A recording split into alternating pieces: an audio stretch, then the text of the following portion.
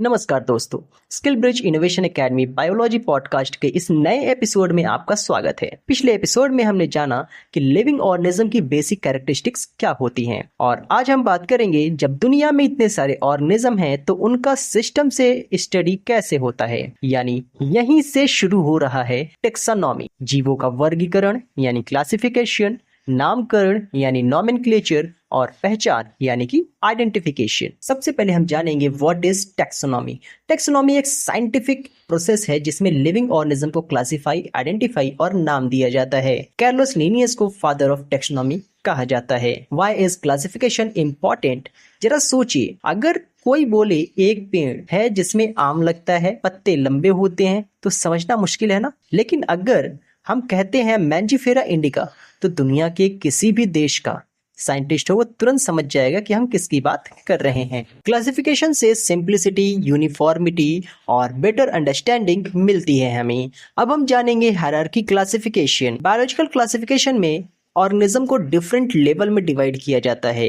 इसमें सबसे पहले किंगडम, फिर phylum, class, order, family, genus और स्पीसीज आते हैं। अब हम एक एग्जांपल लेते हैं ह्यूमंस का। ह्यूमंस की बात करते हैं तो इसका किंगडम होता है Animalia, phylum Chordata, class Mammalia, order Primates, family Hominidae, genus Homo और स्पीसीज सेपियंस। तो इनका साइंटिफिक नेम हो जाता है जीनस प्लस स्पीसीज यानी कि होमो सेपियंस। अब हम बात करेंगे बाइनोमियल नोमेनक्लेचर के बारे में। कार्लोस लिनियस ने बाइनोमियल नोमेनक्लेचर सिस्टम बनाया था किसी भी ऑर्गेनिज्म का नाम रखने के लिए। इसके कुछ रूल्स होते हैं। पहला रूल है हर नाम के दो पार्ट होंगे, पहला होगा जीनस और दूसरा होगा स्पीसीज। दूसरा रूल ये है कि जब भी नाम लिखेंगे तो जीनस को हमेशा कैपिटल लेटर से स्टार्ट करेंगे लिखना और स्पीसीज को हमेशा स्मॉल लेटर में लिखेंगे। तीसरा रूल ये है कि जब भी हम इसको टाइप करते हैं तो इसको हमेशा इटैलिक में ही टाइप करेंगे और अगर हैंड रिटन करते हैं कि हाथ से लिखते हैं तो हमेशा लिखने के बाद इसको अंडरलाइन जरूर कर देंगे। इसके कुछ एग्जांपल्स हैं, जैसे कि मैंगो हो जाता है मैंजीफेरा इंडिका, ह्यूमन हो जाता है होमो सेपियंस। जब एक साइंटिस्ट जापान में रिसर्च करता है और दूसरा ब्राजील में,